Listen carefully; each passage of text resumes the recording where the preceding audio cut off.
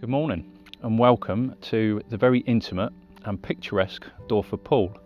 Dawford Pool is an exclusive booking venue that we've been kindly invited to here on this lovely winter's day. Although it feels quite mild, it's still actually only 4 or 5 degrees, but it feels okay. It feels okay. Time will tell, of course.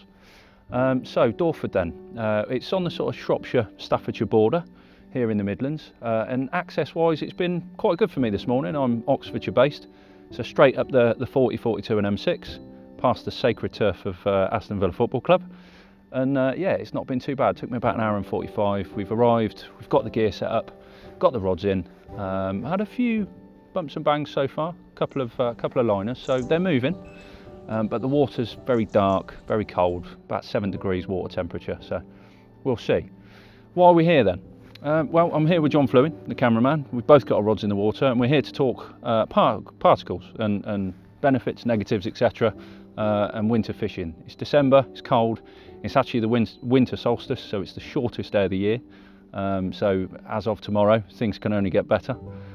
So we'll see what happens. We've got just shy of 9 hours daylight, so not a lot of temperature into the water. It's calm, it's cold. Confidence, it's always optimistic, but we'll see. But particles, we're going to talk about what we use, why we use it, and obviously hopefully get a fish or two on the mat. So join us for a 48-hour session. Fingers crossed we get one for you, and if not, we'll have fun regardless.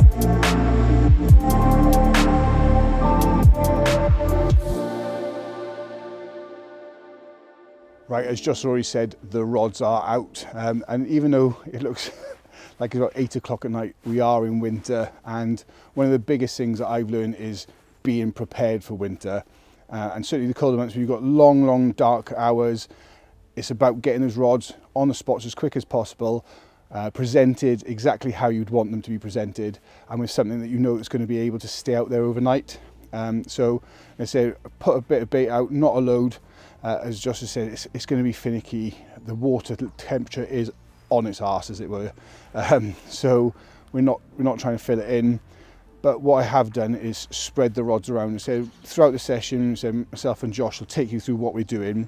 But because of the way we're set up on a central island, which has sort of access to the whole of the lake from its points, we have spread the rods, giving us access to different depths and to different zones of the lake. And what that means is, as far as we're concerned, those fish cannot get away with not coming past us, and that's a huge thing in the colder months when you're trying to catch these lethargic carp, is to be near them.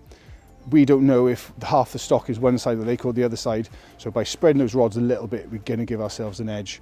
So behind me there's a sort of secluded little bay which you'd like to think probably gets overlooked a lot because people will fish that main body of water. So I've sneaked one around that back, rods out. I know it's on a rig that will present overnight through the dark hours and will allow a fish to get to it and hopefully get hooked. As I said, it is even though it's only late afternoon, very early evening, we are going to lose the light, so I didn't want to just catch up with in the morning. So fingers crossed, something will happen through the night.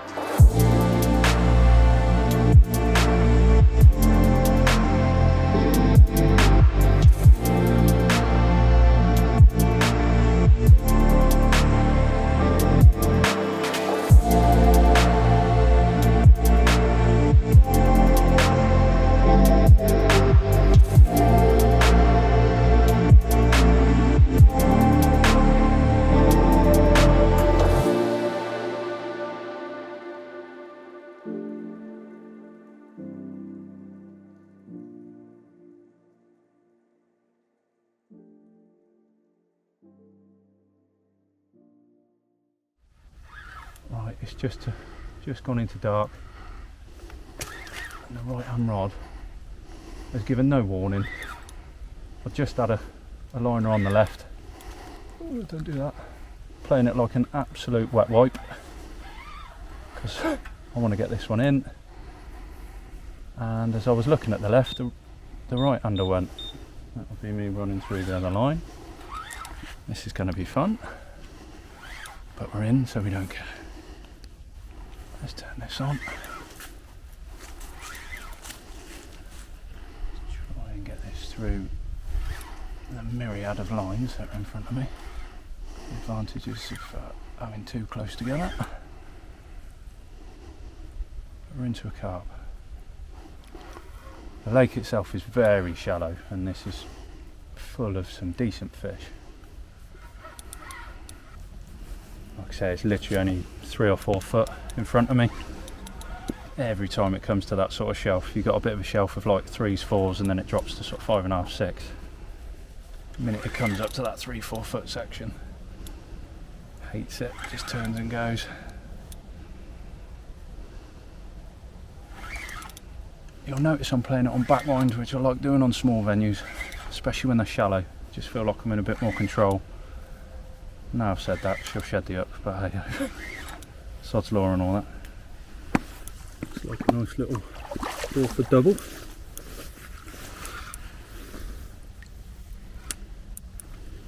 Trying very hard to do me in the tree roots.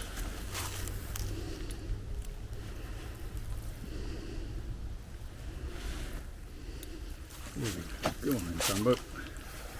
In she goes. Oh, thank God for that.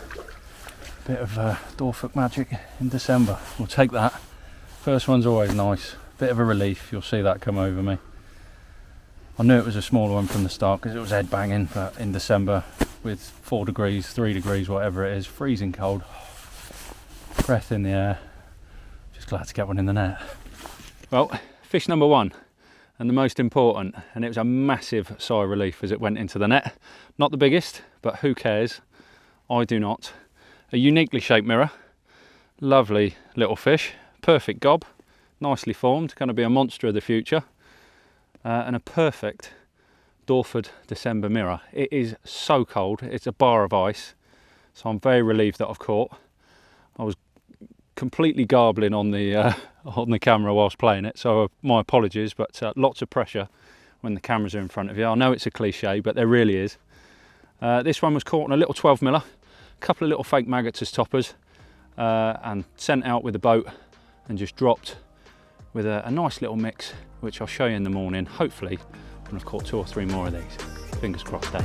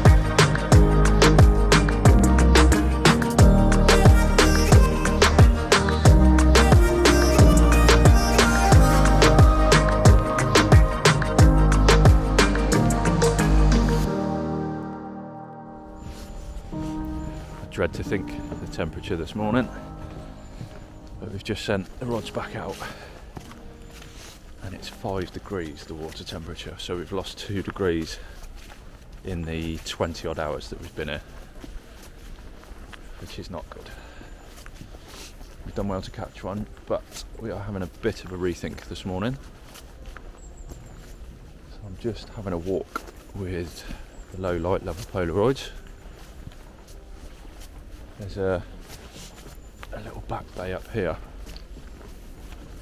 It's ever so shallow this side, but the other side you've got a depth of about 3.5, and yesterday there was a good 8 fish just sat milling about in fact they're still there, because I can see one swirling on the surface from here, which is amazing. How have they not picked John up?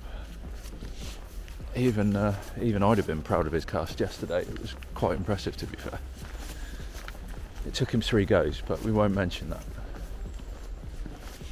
And it's just that, yeah, it's winter fishing though, I suppose, isn't it? You can be inches away from them. If they don't want it, they ain't having it. It's ever so shallow, but like I said, the water's so black. When you see them, they just illuminate. They're like they're ghost carp. They're like your pond at home. Koi, such is the colour of the water. Yeah, it's definitely, yeah, I've just seen one close to the island. Yeah, that's one. Definitely 1, 2. Oh, that's a good one. Oh. How many are with you? Let's stand here and just have a quick look. It's worth noting that, oh man, that's a good fish. And the second little one's probably up a double, but the one in front of it is just turned towards me, and that's got a back. But yeah, there's only 2. They're just drifting about halfway out between the island, and they've both just turned now and going back up to where they were. But there's only 2.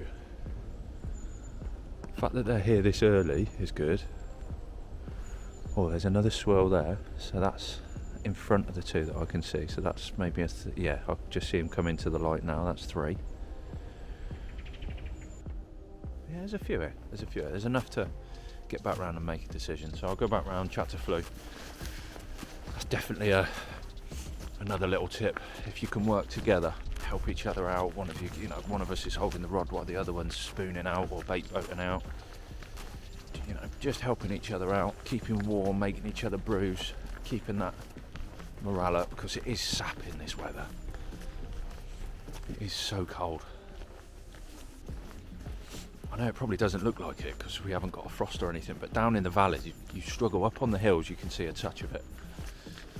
It just holds a little bit more warmth here, and you know, a degree or 2 is all that matters. These fish can detect minute temperature changes, and if this shallow area here is just holding that extra little bit of warmth, they'll find it. I can't see it personally. I think they're probably sat somewhere in the layers down my end, the majority, but there's definitely half a dozen or so fish there. So we'll get back over the bridge and formulate a plan.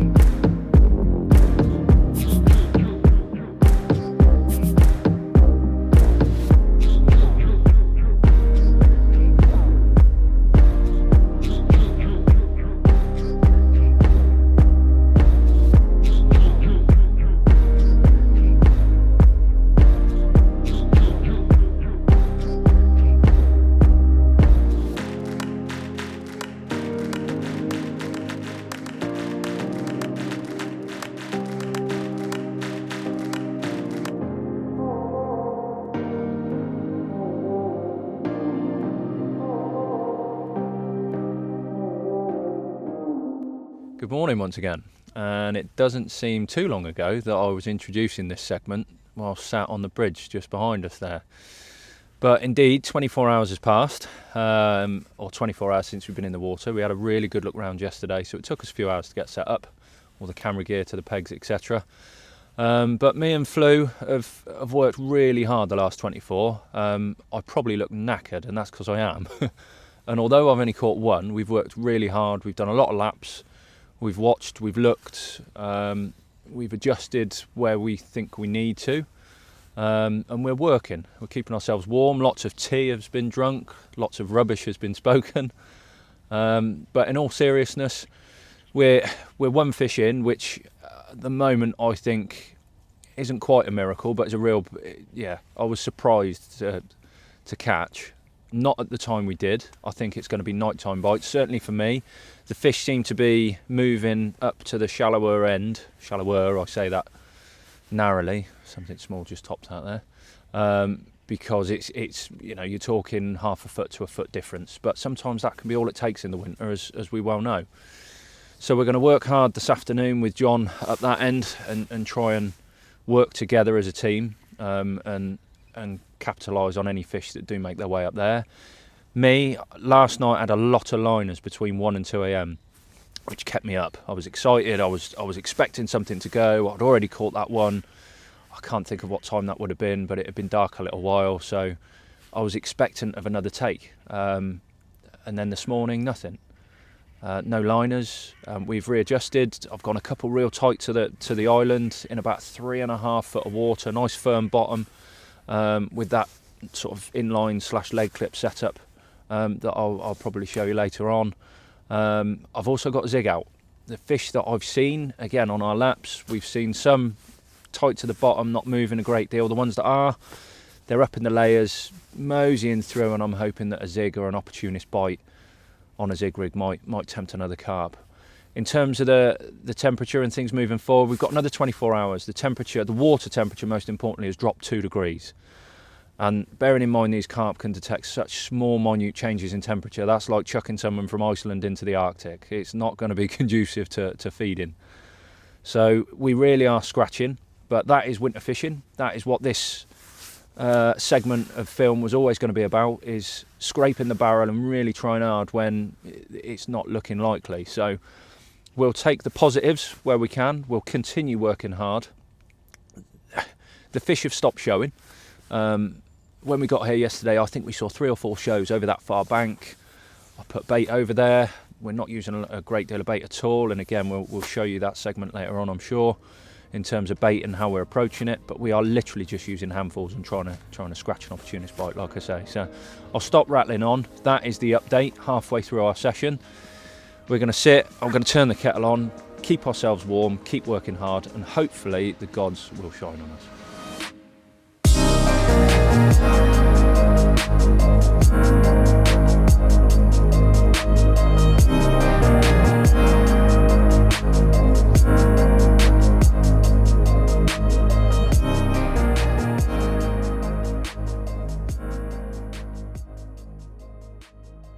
Well, Josh only said a few hours ago about teamwork, and this fish certainly is testament to that. Josh, on his little round this morning, saw a few fish just off the margin and recommended I push a rod a little bit further up the margin, which I have, and it's only been out an hour. And this little dark scaly one of Dawford's future fish, absolutely beasted off the rest. Tip went round, Josh was like, it's going, ran to it, played it in, and yeah, certainly a testament to looking for fish in winter, finding those fish and presenting right on top of them. Josh has been back round now for me to drop that rig again, and those fish are still there. They're not bothered. That's how sort of lethargic they are. The commotion of this one going hasn't spooked them.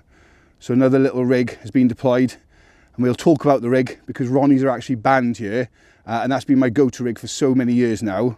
I've had to sort of fumble around and make something, really go back to a rig I used to use a very, very long time ago, and it still works, clearly.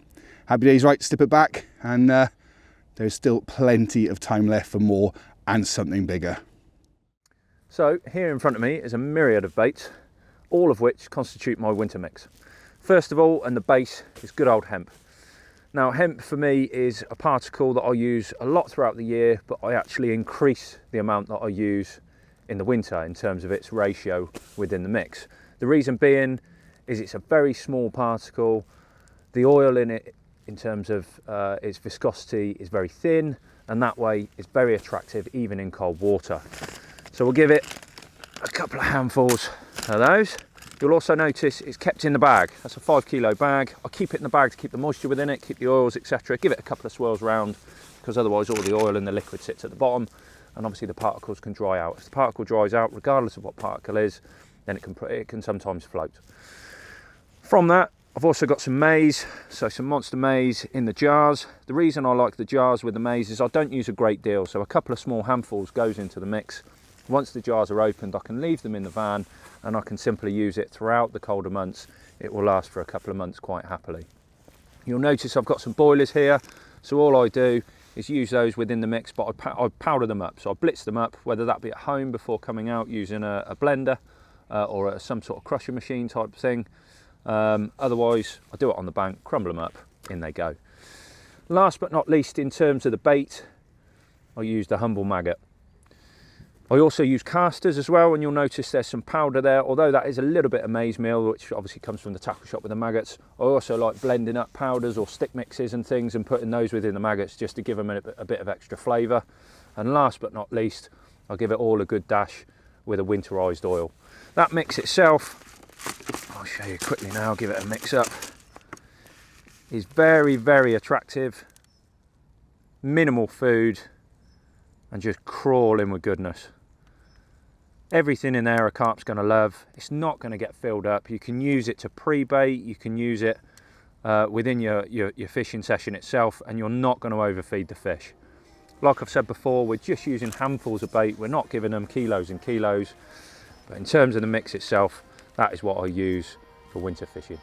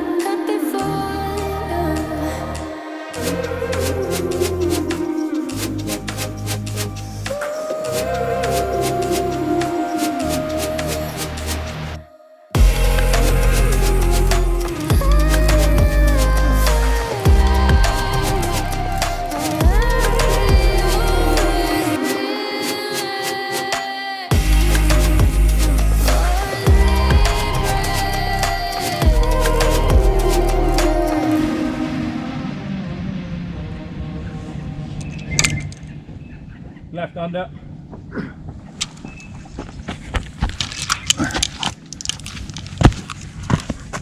Well, the left-hander just off the corner of the island has absolutely ramped off. Unfortunately, I don't think it's a big one, but I said to Josh about 20 minutes ago, I think that left-hander is going to go off in about 20 minutes. And he went, "What makes you think that?" I won't tell you the reason why I thought it was going to go, but oh, big swell on the surface. But yeah, we saw a fish crash about 30-40 yards off the back of it about an hour and a bit ago. So the fish are certainly a little bit more active today, even though that water temperature is down. Yeah, these Dawford, I think the old saying is, don't they half hang on? Which they certainly do. And this one, oh, is yet again exactly the same presentation, small amount of bait, a few grains of the old impact maize, and a little bit of crumb, and a few magoons. So let's see. Oh, you can breach them beautifully. See if we can get this one in the net.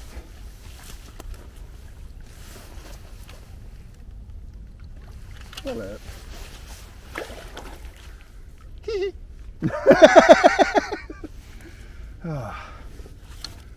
Told you that left hand rod to go off. Well, you would have seen the bite and me rabbiting on, but this is that left hand spot rod, absolutely pulled up tight. You can hear Josh going, left hand, and we jumped on it. But yeah, 20 pounds and 8 ounces I think it went, but December 20s is certainly worth their weight in gold. Another one of the dark ones.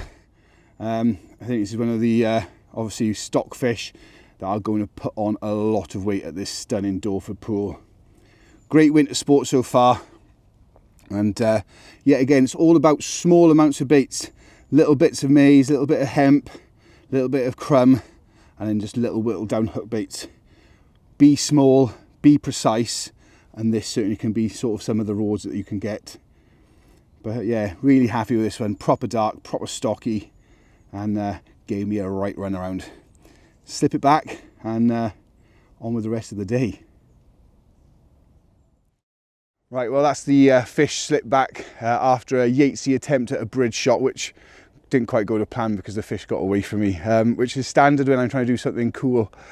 We spoke about the rig earlier, and for me the Ronnie rig has played such a huge part in my fishing for a very long time. The sheer nature of how I fish, which is I've got my own personal fishing, but a lot of the time it's shall I flick the rods out during filming or quick sessions essentially. So what the Ronnies allow me to do is have everything tied up, ready to go, click it in and off to go.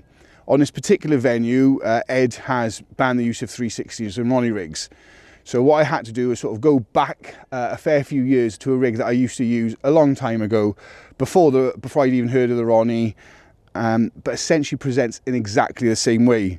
So all you're doing is getting rid of that swivel, which is what the fishery is obviously concerned about, is that swivel. So size 4 curve, exactly the same way, mounted with a bait stop up the shank, pardon me, a little swivel. But this I got a trimmed down kicker and then onto the stripped back braid. And what that allows then is obviously you get that boom effect from the coated section of the braid, that rotational effect, the supple effect if you like, from the stripped back. And I've just been using a trimmed down Bun Spice pop-up in orange. I don't know why, but orange seems to do so well in winter, and it certainly stood me a good test this December. And then that's just counterbalanced with a little number 4 split shot as the rod beeps again, the same rod. So yeah, again, as I said, Josh, you know, I can't attribute enough really to Josh, because he has been looking, you know, he is an eagle-eyed cherry, he has kept his eyes out. And to be honest, without that sort of visualization of seeing carp, I probably would have kept my rod on the spot I was on and rocked it out really.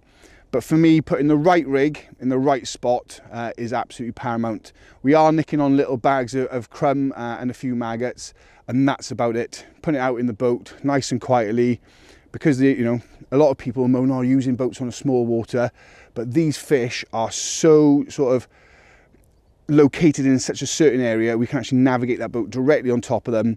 And as I said earlier, once we put that rig back out, those fish are back in exactly the same spot. They're very lethargic this time of year, and location is paramount. So a good rig put in the right spot with the right amount of bait has already proved its test for us, and confidence has upped a little bit. But catching 1 or 2 in December in cold water temperature conditions is a huge thing. So pick a rig that you know is going to be presented, that you can leave out for a long duration of time, and this little adaptation, an old school rig that I used to use, certainly has done the trick.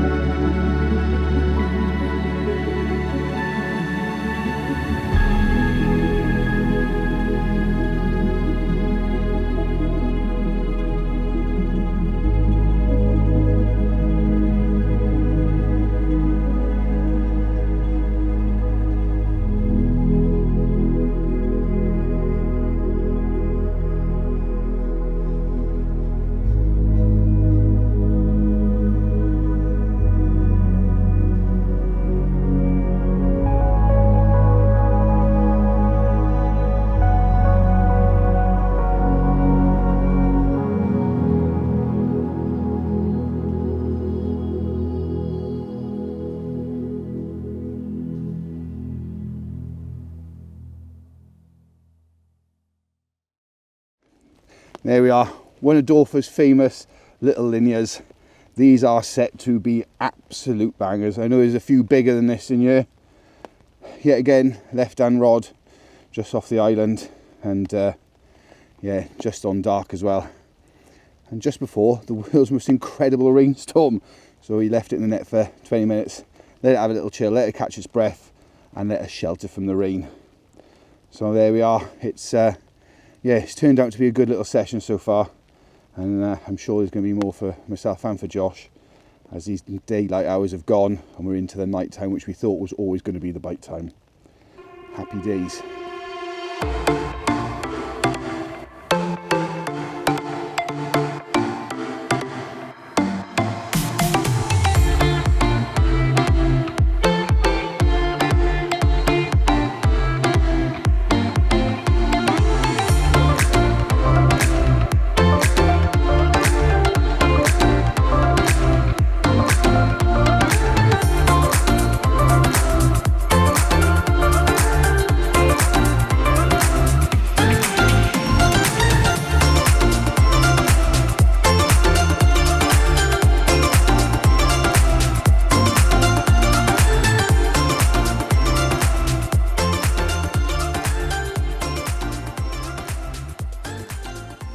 Well, not the biggest in the pool, but certainly one of the most special. Just look at those scales.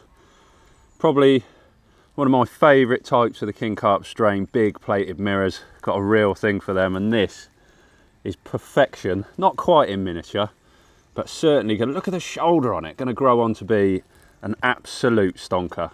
Really pleased with this. It was very quiet last night, not as many liners, but just before the morning, poked its nose over the skyline. This one ripped round. It was one of those, I was just sat there thinking, sort of that moment of disappointment, waking up. The bobbins are in the same place, not much has gone on. And there was a bleep, and I just looked around and the left hander was just starting to bend round. It was perfection, it was lovely. So this one, I don't know, upper doubles maybe. Certainly a fitting end to what's been a really tough but enjoyable session. John fished really well yesterday, pulling 3 fish out of the bag. This is my second and undoubtedly the last, I'm afraid, for this session. I'll definitely be back. I love Dawford. It's typical of what I was brought up on, small, intimate venues, and I'll definitely be back when it's warmer to catch more of your brothers and sisters. Thank you very much. Thank you very much for watching. It's been a pleasure, and until next time, see you on the bank.